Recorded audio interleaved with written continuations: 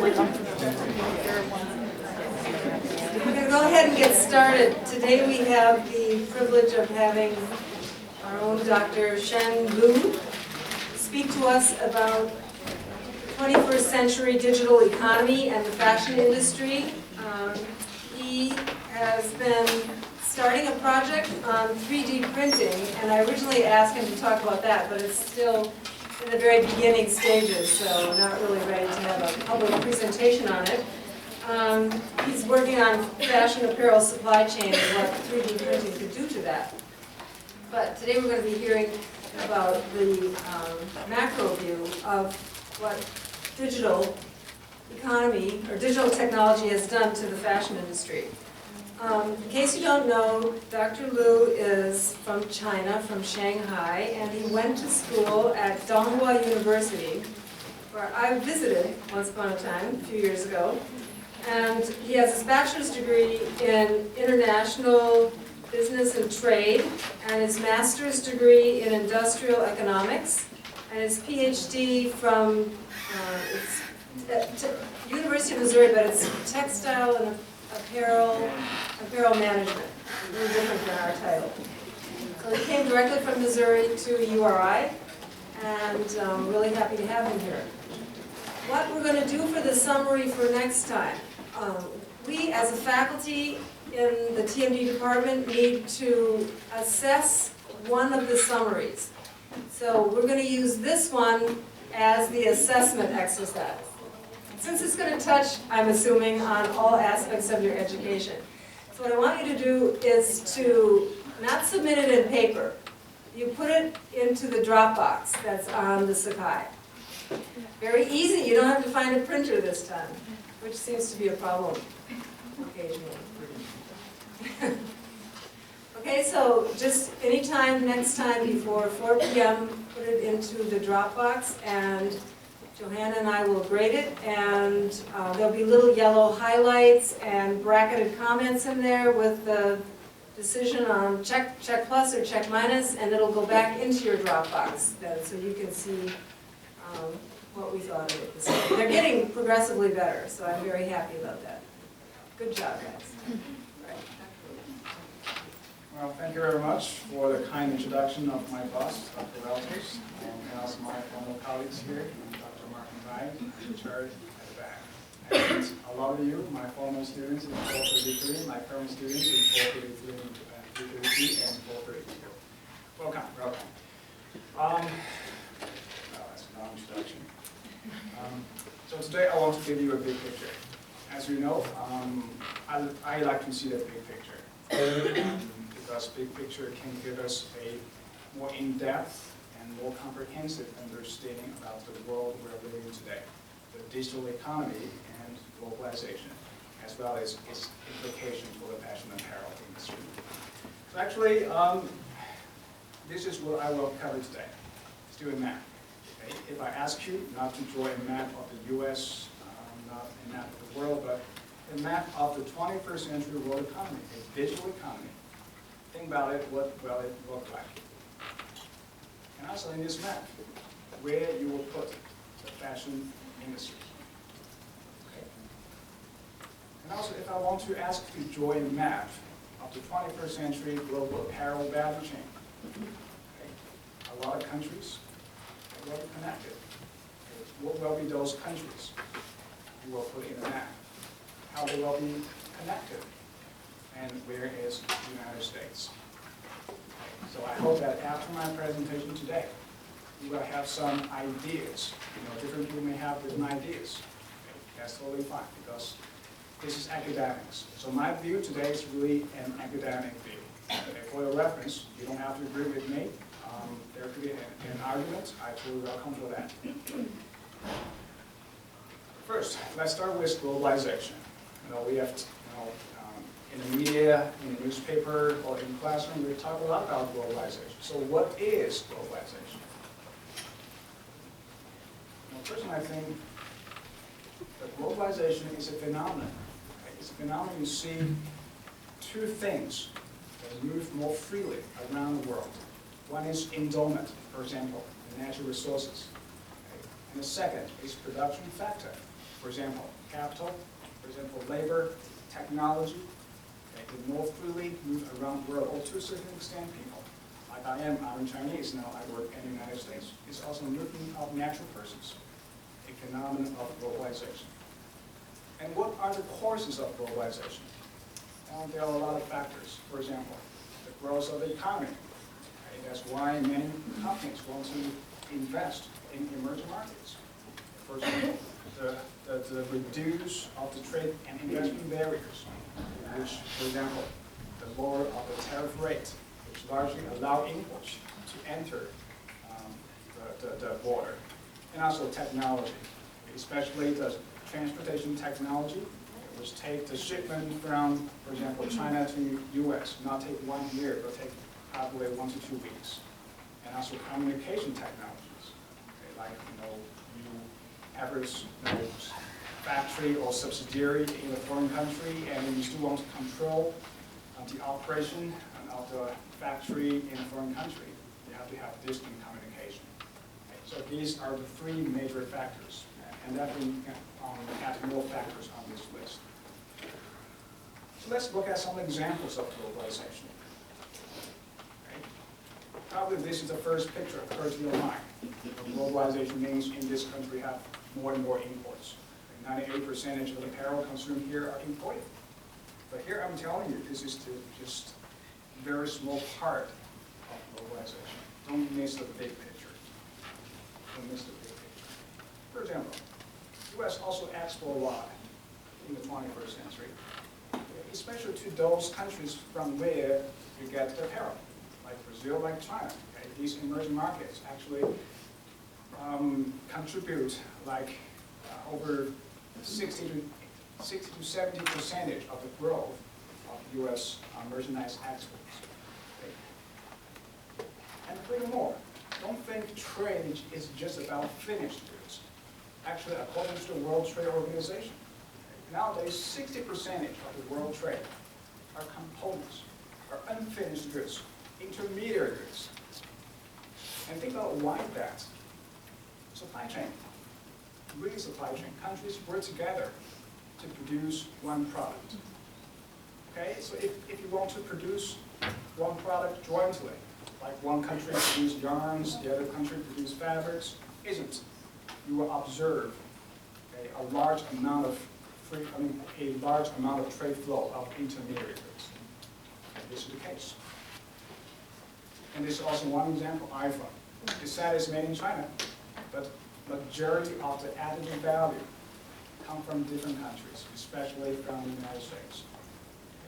And this really tells us the current trade statistical system is very outdated. So one research I'm working on is to decompose the value of trade.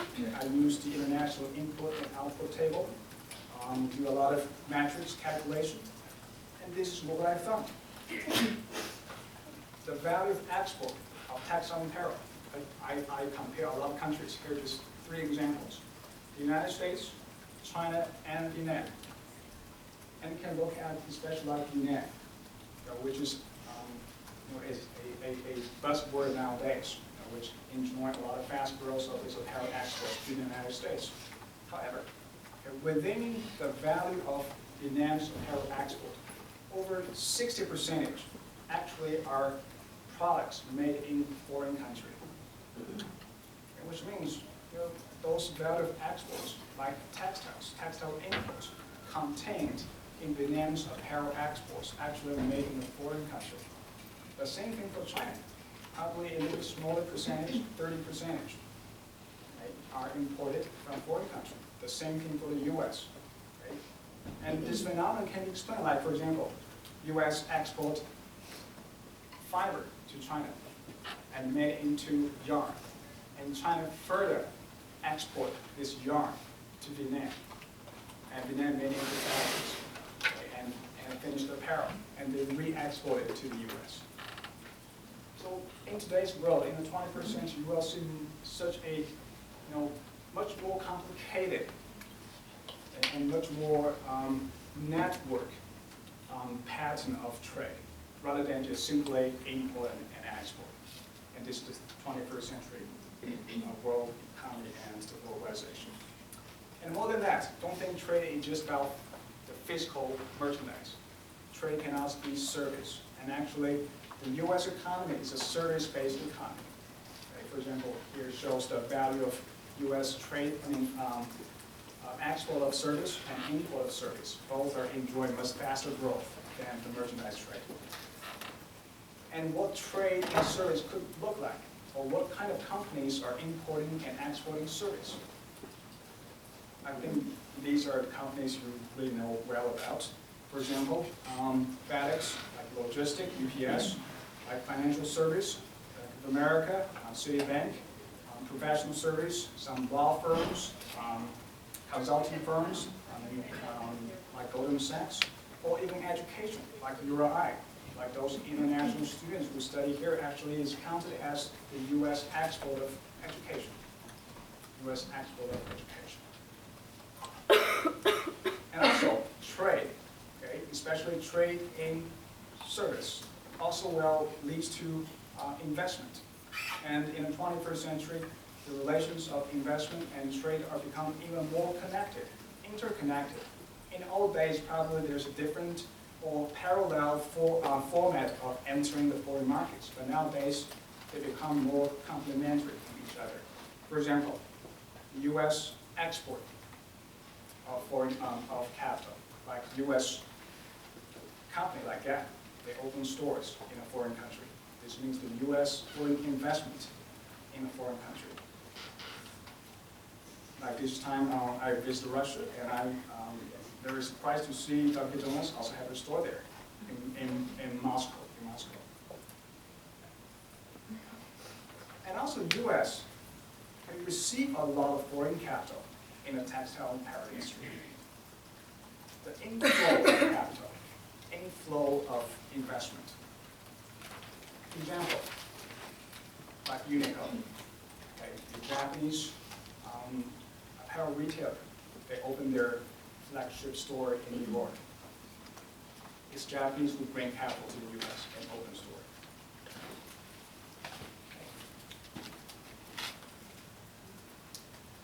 Above all, I think it's something you probably hear a lot from the newspaper, but this is not the whole story. Furthermore, globalization is more than that. Whoever played this game, kind of very popular nowadays, especially among the young generation, you guys. Do you know that it's the Vietnam boy who designed this application? This one Vietnam boy. And let's just look at even bigger. iPhone, iPad. You download an application. Just assume that this application is designed in UK. Like you guys, you travel in Germany, you're waiting in the German airport, you have nothing to do, and just download one application, one game to play, and use your Bank of America Visa card to make the purchase. Do you think this activity is also international trade? Think about it. But is there any rules to regulate it? Or, like, at least to me, I'm not fully sure even this type of transaction are included in the current trade statistics. Virtual, okay? Skype. Okay? How many of you use Skype? All of you. Okay? I sometimes even have to make international calls. I know like 2 people use Skype is free, but if you make international call, you have to pay a little bit. Through the internet, through data, you make the purchase, right, to a foreign country. Is it trade or not? Kind of the traditional definition about trade start to change, or kind of start to expand in the 21st century. Dropbox, right? All things can be connected using Dropbox. You bring a laptop here, you upload something, okay, and then you move on to, like you bring a laptop to China and you download the data, okay, and then you come to UK and you further download data or upload something. Okay. Is this kind of transactions international trade? It is international trade. not in traditional format. Download music, okay, very popular. I don't need to explain further. Have you heard about Bitcoin? Okay, let's watch a short video if you are new to this concept.